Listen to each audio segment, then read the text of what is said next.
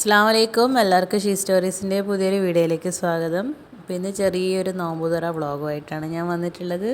അപ്പോൾ വീഡിയോ ഇഷ്ടമായിട്ടുണ്ടെങ്കിൽ തീർച്ചയായിട്ടും എല്ലാവരും ഒന്ന് ലൈക്ക് ചെയ്തിട്ട് സപ്പോർട്ട് ചെയ്യണേ. അതുപോലെ തന്നെ എൻ്റെ വീഡിയോ ആദ്യമായിട്ട് കാണുന്നവരുണ്ടെങ്കിൽ ഒന്ന് സബ്സ്ക്രൈബ് ചെയ്യുക. അതിന് താഴെ കാണുന്നൊരു ബെല്ലൈക്കണും കൂടി ക്ലിക്ക് ചെയ്യുക. സ്കിപ്പ് ചെയ്യാതെ തന്നെ വീഡിയോ കാണാൻ വേണ്ടി ശ്രമിക്കുക.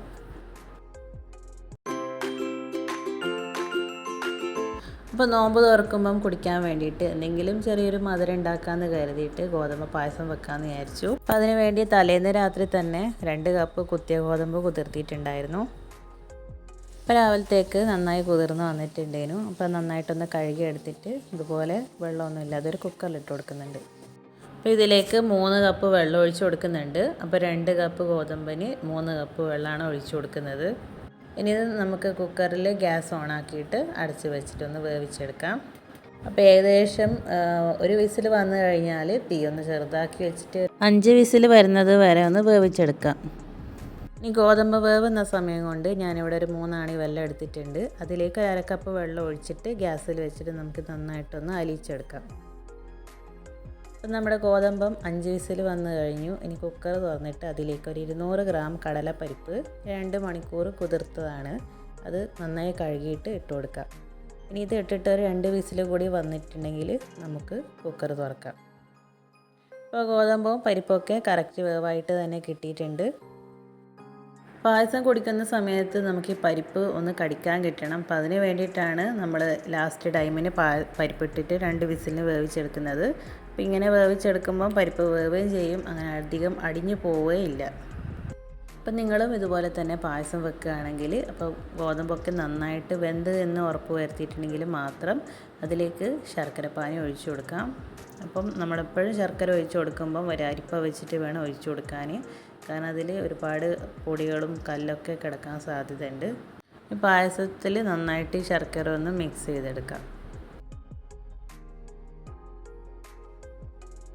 ശർക്കര ഒഴിച്ചതിന് ശേഷം 1 മിനിറ്റ് ഒന്ന് നന്നായിട്ടൊന്ന് തിളച്ച് വരണം.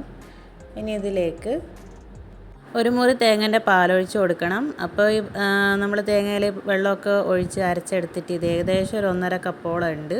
അപ്പോൾ നിങ്ങൾക്ക് നല്ല കട്ടിയൊക്കെ വേണമെന്നുണ്ടെങ്കിൽ ഒരു 1.5 മുറി തേങ്ങയൊക്കെ എടുക്കാവുന്നതാണ്. ഇനി തേങ്ങാപ്പാലൊക്കെ ഒഴിച്ചിട്ട് നന്നായിട്ടൊന്ന് ഇളക്കി കൊടുക്കുക. അപ്പോൾ നമ്മുടെ ഗോതമ്പം അടിക്ക് പിടിക്കാനുള്ള ചാൻസ് ഉണ്ട്, അതുകൊണ്ട് നന്നായിട്ടൊന്ന് ഇളക്കി കൊടുക്കണം. ഇതിലേക്ക് 1 ടീസ്പൂൺ ഏലക്കായ് പൊടിച്ചത് ഇട്ട് കൊടുക്കുന്നുണ്ട്. ഇത് ഞാൻ പഞ്ചസാരയും ഏലക്കായുടെ കുരുവും കൂടി ഇട്ട് പൊടിച്ചിട്ടുള്ള പൊടിയാണ്. അപ്പോൾ നിങ്ങൾ ഏലക്കായ മാത്രം ഇടുകയാണെങ്കിൽ ഒരു 4-5 ഏലക്കായുടെ കുരു ഒന്ന് കുത്തിയിട്ടിട്ട് കൊടുത്താലും മതി. ഒരു 1/4 ടീസ്പൂൺ ഉപ്പും കൂടി ഇട്ടിട്ട് നന്നായിട്ടൊന്ന് ഇളക്കി കൊടുക്കാം. അപ്പോൾ തേങ്ങാപ്പാലൊക്കെ ഒഴിച്ചിട്ട് ഏകദേശം ഒരു 2 മിനിറ്റ് നേരം ചെറിയ തീയിൽ നമുക്കിതുപോലൊന്ന് തിളപ്പിച്ചെടുക്കാം. അപ്പോൾ തേങ്ങാപ്പാൽ ഇതിലൊക്കെ കിടന്നൊന്ന് വെന്ത് വരുമ്പോഴത്തേക്കും നമ്മുടെ പായസം ഇവിടെ റെഡി ആയിട്ടുണ്ട്. അപ്പം നമുക്കിനി ഫ്ലെയിം ഓഫ് ചെയ്ത് വെക്കാം. ഈ ഒരു ഗോതമ്പ് പായസത്തിന് നമ്മൾ ചക്കരച്ചോറ് എന്ന് വിളിക്കാറുണ്ട്. അതുപോലെ തന്നെ നമ്മൾ എന്തെങ്കിലും വിശേഷമൊക്കെ വരുമ്പോഴും ഈ ഒരു പായസം തന്നെയാണ് ഉണ്ടാക്കാറ്. ഇനിയുള്ളത് വൈകുന്നേരത്തെ പണിയാണ്. അപ്പം നമ്മളെപ്പോഴും വൈകുന്നേരം അസർ നിസ്കാരത്തിനൊക്കെ ശേഷം മാത്രമേ അടുക്കളയിൽ കയറാറുള്ളൂ. എന്നിട്ടാണ് നമ്മൾ കടികളും കാര്യങ്ങളൊക്കെ ഉണ്ടാക്കിയെടുക്കുന്നത്. അപ്പോൾ പൊരിക്കാൻ നമുക്ക് സമൂസ ഫ്രിഡ്ജിലുണ്ടായിരുന്നു. അതുപോലെ തന്നെ രാത്രിത്തേക്ക് മുട്ടക്കറിയാണ് ഉണ്ടാക്കിയെടുക്കുന്നത്. കറിക്ക് വേണ്ടിയിട്ടുള്ള തേങ്ങ അരച്ച് വെച്ചിട്ടുണ്ട്. അപ്പോൾ കറിക്ക് വേണ്ടിയിട്ട് പാനിൽ ഉള്ളി, തക്കാളി, പച്ചമുളക്, ഇഞ്ചി, വെളുത്തുള്ളി, കറിവേപ്പിലൊക്കെ ഇട്ടിട്ട് നന്നായിട്ടൊന്ന് വാട്ടിയെടുത്തിട്ട് അതിലേക്ക് ഒരു മിക്സിയിൽ തേങ്ങ, മഞ്ഞൾ പൊടി, മുളക് പൊടി, അല്പം മല്ലിപ്പൊടി, പെരുംജീരകം കൂടി ഇട്ടിട്ട് നന്നായിട്ടൊന്ന് അരച്ച് തേങ്ങ അരപ്പൊഴിച്ച് ആവശ്യത്തിനുള്ള ഉപ്പ് ഇട്ടിട്ട് ഇതുപോലെ മുട്ട ഉടച്ചൊഴിച്ചിട്ടാണ് നമ്മുടെ മുട്ടക്കറി ഉണ്ടാക്കിയെടുക്കാറ്. അപ്പോൾ നല്ല ടേസ്റ്റാണ് ഈ ഒരു കറി. അതുപോലെ തന്നെ ഇതിന് വേണ്ടിയിട്ട് നമ്മൾ ഇതിൻ്റെ കൂടെ തന്നെ ഒറോട്ടയാണ് ഉണ്ടാക്കാറ്. ഈ ഒരു കറി നമുക്ക് പെട്ടെന്ന് ഉണ്ടാക്കിയെടുക്കുകയും ചെയ്യാം. അപ്പോൾ അതുകൊണ്ട് മുട്ടക്കറി അവിടെ റെഡി ആകുന്നുണ്ട്. അങ്ങനെ ഒരു 5 മിനിറ്റ് നേരം ചെറിയ തീയിൽ നമ്മളിതുപോലെ കറി വെച്ചിട്ടുണ്ടെങ്കിൽ ആ മുട്ടയൊക്കെ അതിൽ കിടന്നിട്ട് നന്നായിട്ട് വെന്ത് വരും. അപ്പോൾ ഇടയ്ക്കൊന്ന് അടിയിൽ നിന്ന് ഇളക്കി കൊടുക്കുക. അപ്പോൾ മുട്ട അടിക്ക് പിടിക്കാതിരിക്കാനാണ് ഇതിങ്ങനെ ചെയ്യുന്നത്. അതുപോലെ തന്നെ തേങ്ങ ചിലപ്പോൾ തരുത്ത പോലെ ആയിപ്പോവും.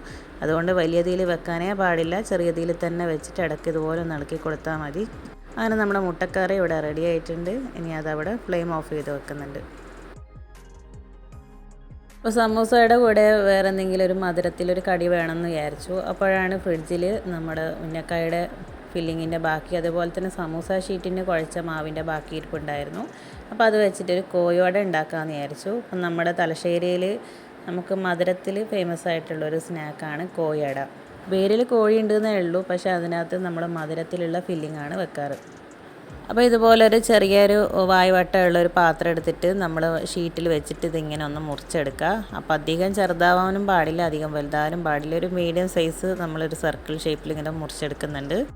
ഇനി ഇതിൽ ഒരു ഷീറ്റ് എടുത്തിട്ട് അതിൽ കുറച്ച് ഫില്ലിങ് വെച്ച് കൊടുക്കുക. എന്നിട്ട് പകുതിക്ക് വെച്ചിട്ട് ഇതേപോലെ മടക്കിയിട്ട് ഒന്ന് പ്രസ് ചെയ്ത് കൊടുക്കുന്നുണ്ട്. അപ്പോൾ ഇതിനെ നമ്മൾ പല്ലെടുക്കുക എന്ന് പറയും. അപ്പോൾ സൈഡിൽ നിന്ന് ഇങ്ങനെ പല്ലെടുത്ത് കൊടുക്കണം. അപ്പോൾ ഇതിന് പല്ലെടുക്കാൻ അറിയാത്തവരുണ്ടെങ്കിൽ ഫോർക്ക് വെച്ചിട്ടൊന്ന് പ്രസ് ചെയ്ത് കൊടുത്താലും മതി. സത്യം പറഞ്ഞാൽ എനിക്ക് എടുക്കാൻ അറിയില്ല, ഞാൻ ഉമ്മാനെ കൊണ്ടാണ് എടുപ്പിക്കാറ്. അങ്ങനെ കോഴിയോടൊക്കെ ഇതുപോലെ ഫില്ല് ചെയ്ത് വെച്ചിട്ടുണ്ട്. ഇനി ഇതൊക്കെ ഒന്ന് പൊരിച്ചെടുക്കണം. അപ്പം നമ്മളെപ്പോഴും സ്നാക്സ് പൊരിക്കുമ്പോൾ ആദ്യം മധുരത്തിലുള്ളതാണ് പൊരിച്ചെടുക്കുക, എന്നിട്ട് ആ എണ്ണയിൽ തന്നെ എരിവുള്ളതും പൊരിച്ചെടുക്കും. ഇപ്പോൾ കോഴിയോടൊക്കെ പൊരിക്കുന്ന സമയത്ത് ഒരു മീഡിയം ഫ്ലെയിമിൽ നല്ലൊരു ഗോൾഡൻ ബ്രൗൺ കളർ ആകുന്നത് വരെ ഇളക്കി കൊടുത്തിട്ട് ഇങ്ങനെ പൊരിച്ചെടുക്കണം. എന്നാൽ നല്ല ക്രിസ്പി ആയിരിക്കും കഴിക്കാൻ. പ്രത്യേകിച്ച് ഇത് സമൂസയുടെ ഷീറ്റ് ആയതുകൊണ്ട് തന്നെ ഇപ്പം നല്ലൊരു ക്രിസ്പിയിൽ തന്നെയാണ് ഇത് കിട്ടിയിട്ടുള്ളത്. സമൂസയും കോഴിയോടൊക്കെ അവിടെ പൊരിച്ച് റെഡിയാക്കി വെച്ചിട്ടുണ്ട്. പണ്ടൊക്കെ നോമ്പ് തുറക്കുമ്പം നമ്മൾ ജ്യൂസും നാരങ്ങ വെള്ളവും ഒക്കെ ഉണ്ടാക്കാറുണ്ടായിരുന്നു. എന്നാൽ ഇപ്പം നമ്മളെല്ലാം ചുരുക്കിയിട്ട് ആകെ ഒരു ഡ്രിങ്ക് മാത്രം ഉണ്ടാവും. അപ്പോൾ എപ്പോഴും നമ്മൾ നാരങ്ങയുടെ എന്തെങ്കിലും ഒരു വെള്ളമായിരിക്കും ഉണ്ടാക്കാൻ. അപ്പോൾ ഇന്ന് ഞാൻ നാരങ്ങയും റോസ് ഇട്ടിട്ട് ഒരു ലെമണേഡാണ് ഉണ്ടാക്കുന്നത്. ഒരു പാത്രത്തിൽ കുറച്ച് വെള്ളം എടുത്തിട്ട് അതിലേക്ക് നാരങ്ങ പിഴിഞ്ഞൊഴിക്കാം. അതിൻ്റെ കൂടെ തന്നെ റോസയും വേണമെങ്കിൽ പഞ്ചസാരയും കൂടി ഇട്ടിട്ട് നന്നായിട്ടൊന്ന് മിക്സ് ചെയ്ത് കൊടുക്കാം. ഇനി ഇതിലേക്ക് കുതിർത്തി വെച്ചിട്ടുള്ള കസ്കസും ഐസ് ക്യൂബ്സും കൂടി ഇട്ട് കഴിഞ്ഞാൽ നമ്മുടെ ഡ്രിങ്ക് റെഡിയാവും. അപ്പോൾ ഇത്ര പെട്ടെന്ന് തന്നെ നമുക്ക് ഉണ്ടാക്കിയെടുക്കാൻ പറ്റുന്ന ഒരു ഡ്രിങ്ക് കൂടിയാണിത്. നല്ല റിഫ്രഷിംഗ് ആണ്. ഇതിൻ്റെ മണം അടിക്കുമ്പം തന്നെ നമുക്ക് വയറ് നിറഞ്ഞൊരു ഫീലിംഗ് ആണ് കിട്ടുക.